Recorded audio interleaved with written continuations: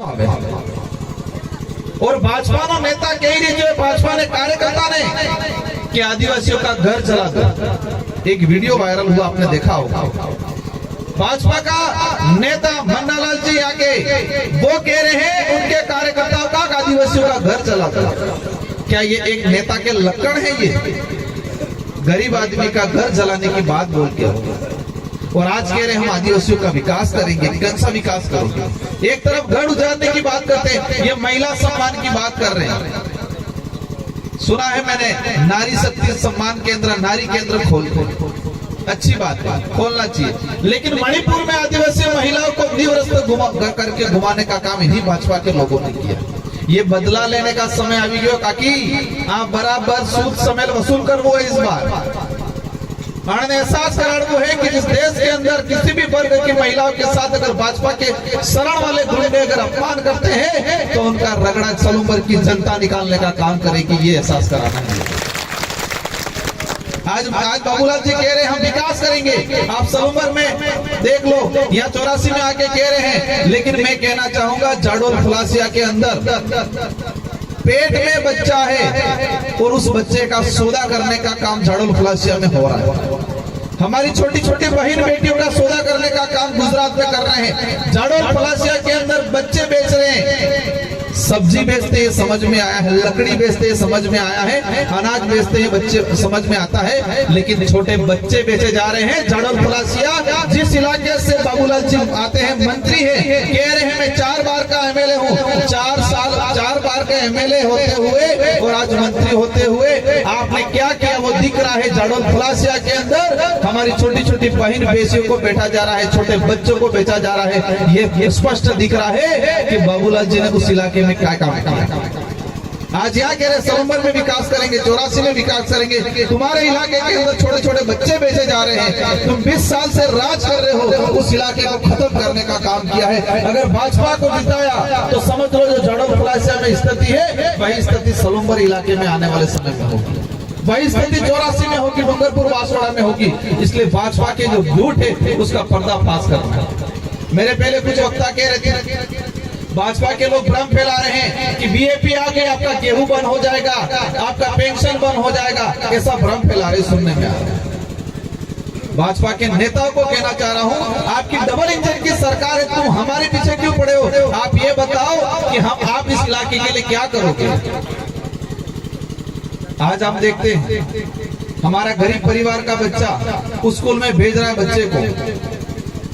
गरीब परिवार अपना बच्चा स्कूल में भेज रहा है, स्कूल में बैठने के लिए कमरे नहीं है, स्कूल में टीचर नहीं है। और यहाँ पर शांता देवी जी के साइन करा कर टीचरों को एपीओ की कराया जा रहा है। लेकिन मैं भाजपा के नेताओं को कहना चाह रहा हूँ कि जो चमचे शिकायत कर रहे हैं, कम से कम तुम्हारे बच्चों को एक आधा नौकरी लगा के दिखाओ। उनके बच्चों को नौकरी बनाने लायक नहीं छोड़े, उनके बच्चे नौकरी नहीं लग पा रहे हैं और किसी गरीब के बेटे ने मेहनत करके नौकरी लगाए उसको परेशान करने का काम किया जा रहा है। इसलिए सलूमर की जनता से मेरा अनुरोध है, कृष्ण जी पटेल, साथ ही हमारे एससी समुदाय के भीम आर्मी के जिला अध्यक्ष और हमारे बीच में ओटाराम जी मेघवाल साहब, ओबीसी समुदाय के भाई हमारे दिग्विजय सिंह जी, साथ ही इस पंडाल में विराजमान हमारे आदिवासी समुदाय के मेट कोटवाड़ भगत, माताएं बहनें, बड़े बुजुर्ग और समस्त भारत आदिवासी पार्टी के पदाधिकारी। ये इलाका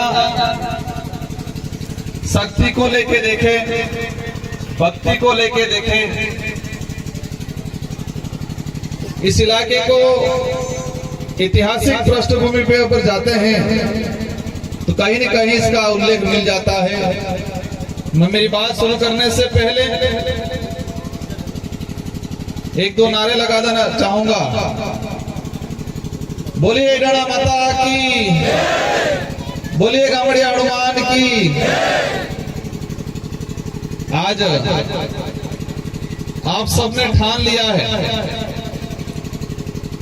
एक समय हुआ करता था आज से 5-10 साल पहले कांग्रेस बीजेपी वाले प्रचार करते हैं, तो प्रचार कैसे करते हैं? ये बड़ी गाड़ी लेके आते हैं, 4-5 गांवों के बीच में से थोड़े भाई 2-2 आदमी बुला लेते हैं, कुछ पेड़ खजूरे कुछ दे देते हैं और माइक लेके घूम जाते गांवों में, कह देते फुलवाड़ा नालो हाथवाड़ा नालो। इनके तो हमारी बहन बेटियां, हमारे बड़े बुजुर्ग उस बात को मान लेते और मान के वोट देने जाते। प्रचार के दौरान क्या होता था, माइक पे चिल्लाया जाता था कि फुलावाड़ा नालो हाथवाड़ा नालो है, लेकिन हाथवाड़ा कौन है कोई लिवो दिवो नहीं। वो आदमी है, वो युवा है कि क्या है कोई लेना देना नहीं। फुलावाड़ा नहीं पड़, फुलावाड़ा कटली पड़े लो है, वो करेगा कोई लिवो दिवो नहीं। हाथवाड़ा आदमी है, गाती है कोई पतो नहीं। और हमारी बोली वाली जनता जाके वोट देके आ जाती, वोट देके वापस आ जाती। परिणाम आता, परिणाम में चिल्लाते पेलो जीती क्यों पर पेलो कौन है कोई लेवो देवो नहीं। परिणाम के दिन चिल्लाते पेलो हाथवाड़ा जीतो पड़ेगा तो फूल वाड़ो, लेकिन वो कितना पढ़ा लिखा है, वो इस क्षेत्र के लिए, संविधान के लिए, देश के लिए, आने वाली पीढ़ी के लिए क्या करेगा, इसकी क्या योग्यता है, उसकी योग्यता के बारे में कहीं बताया नहीं जाता है। उसी मानसिकता से कांग्रेस और बीजेपी दोनों टिकट दिया करती है और वही मानसिकता से आज भी सलोमर विधानसभा में यही आधार पे टिकट दिया गया। मैं इस अवसर पे आज ये उपचुनाव इसलिए हो रहा है, मेरे 84 विधानसभा में भी हो रहा है।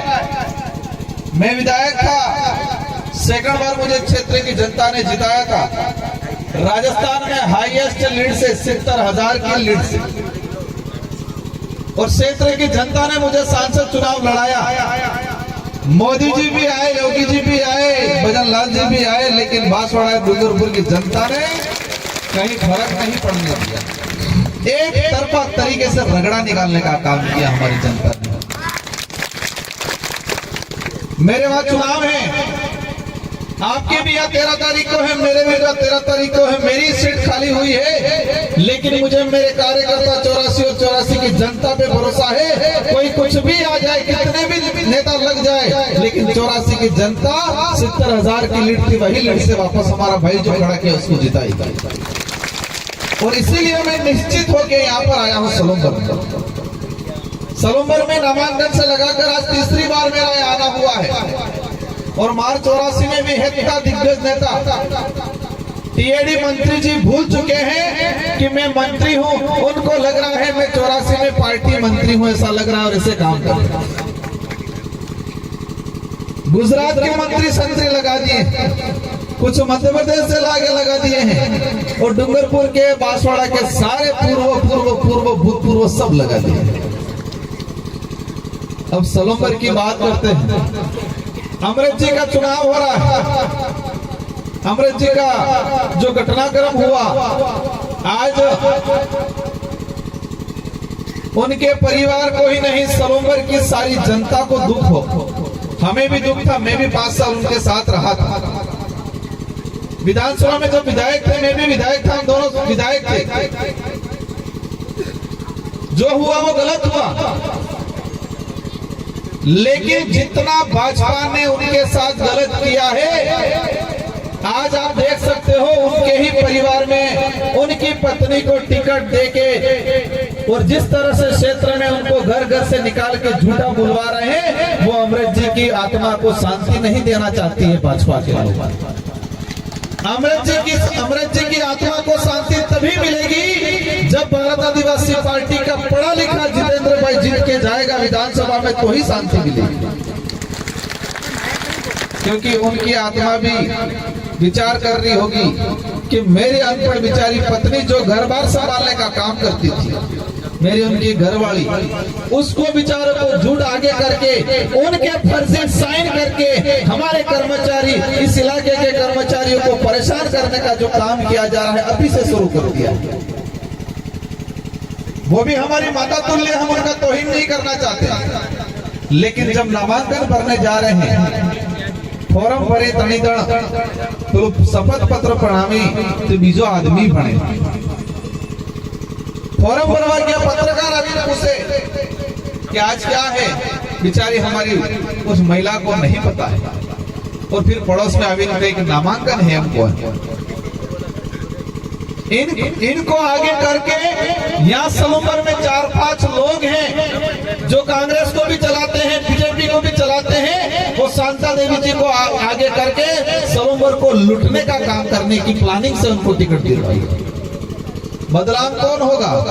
शांता देवी। लेकिन इनके पीछे कौन लोग हैं जो शांता देवी जी के फर्जी साइन कर रहे हैं? शांता देवी जी को पता ही नहीं है। और मैं आज इस मंच से दावा करता हूं कि जो साइन किया हुआ वायरल जो कर्मचारी की शिकायत की है वो शांता देवी जी के साइन नहीं है। और आज ये स्थिति है तो बनने के बाद तो क्या होगा? अगर पढ़ा लिखा जितेंद्र भाई चुन के जाएगा, सलूमर की शिक्षा की बात करो, स्वास्थ्य की बात करो, इस क्षेत्र के हक अधिकार की बात करो, इस क्षेत्र में रहने वाले प्रत्येक समुदाय की बात करो, वो आदमी बात करो। हमारे बीच में ओबीसी समुदाय के भाई बैठे हुए हैं। भाजपा के लोग ओबीसी समुदाय जनरल के कह रहे हैं देश खतरे में है, धर्म की रक्षा करनी पड़ेगी, ये कर करके बेवकूफ बना रहे हैं। लेकिन ये भाजपा कभी भी ओबीसी की मंडल कमीशन की बात नहीं करती। मंडल कमीशन क्या था, मंडल कमीशन में क्या प्रावधान है, क्या डिमांड थी, उसकी बात नहीं करती। ओबीसी की बात आती है। मैं विधायक था, मैंने विधानसभा में क्वेश्चन लगा के पूछा था कि ओबीसी के क्या प्रावधान है राजस्थान और शेड्यूल। आज ओबीसी के भाइयों को वो मूर्ख बनाने का काम कर रहे हैं। लेकिन इस मंच से मैं ओबीसी के भाइयों को कहना चाहूंगा कि आपकी जो भी बात है जितेंद्र भाई भरपूर तरीके से वहां उठाएंगे और जरूरत पड़ने पर हम भी दिल्ली में बात करेंगे। देश लेवल में देखा जाए, देश लेवल पे जो स्थिति बन रही है, भले हो सकता है यहाँ अलग परिस्थितियां हैं, लेकिन पूरे देश लेवल पे ओबीसी, एसटी, माइनॉरिटी और मानवता में विश्वास रखने वाले सारे लोग मिलकर आज काम कर रहे हैं और उनके साथ अत्याचार हो रहा है। सरदार वल्लभ भाई पटेल की डिमांड चल रही, भजन लाल जी मुख्यमंत्री आ रहे हैं, उनको कोई ज्ञापन दिया, बता रहे हैं मेरे को पता ही नहीं। 31 अक्टूबर जो अवकाश की बात है, मैं बात करूंगा जितेंद्र भाई से, और जितेंद्र भाई इस बात को पुरजोर तरीके से रखेंगे। क्या ये बात शांता देवी जी रख पाएंगे? क्या ये काम शांता देवी जी कर पाएंगे? उनको पूछेंगे कौन थे सरदार जी, पता ही नहीं। उनको आज पूछो भजन लाल जी कौन है, नहीं पता है। शांता देवी जी पूछ लेना अपने भजन लाल जी कौन है, नहीं खबर है। ये स्थिति बना रखी है। आज एसटी समुदाय के भाई हमारे साथ में बैठे हुए, सामान्य वर्ग के भी भाई हमारे साथ में बैठे हुए। ये विचारधारा जब इस इलाके में शुरुआत में हुई, इन भाजपा और कांग्रेस के नेताओं ने माहौल बनाया कि इस इलाके में ये आदिवासी समुदाय गुमराह हो रहा है, एससी और ओबीसी बाकी अन्य साथियों के साथ अन्याय करेंगे। आज इस पंडाल में बैठे हुए भाई और हमारे डूंगरपुर बांसवाड़ा स्कूल से आए हुए, उनको पूछना ये विचारधारा मानवता में विश्वास करने वाली है, हर व्यक्ति का सम्मान करेगी, हर वर्ग का सम्मान करेगी। हमें दिक्कत उस लोगों से है जो शोषण करते हैं, अत्याचार करते हैं, छुआछूत करते हैं, भेदभाव करते हैं, उन लोगों से दिक्कत। भले वो किसी भी व्यक्ति का हो, किसी भी समाज का हो, लेकिन जो शोषण करेगा उसके खिलाफ मोर्चा खोलने का काम भारत आदिवासी पार्टी की। आज सलूमर में आज ये आदिवासी बहुल्य क्षेत्र इस इलाके के अंदर देखा जाए, टीआरडी मंत्री जी 84 में आके बोल रहे हैं, बाबूलाल जी यहाँ पर मन्नालाल जी, मेरी माता है, बहनें, बेटी, मैं कहना चाहूंगा आप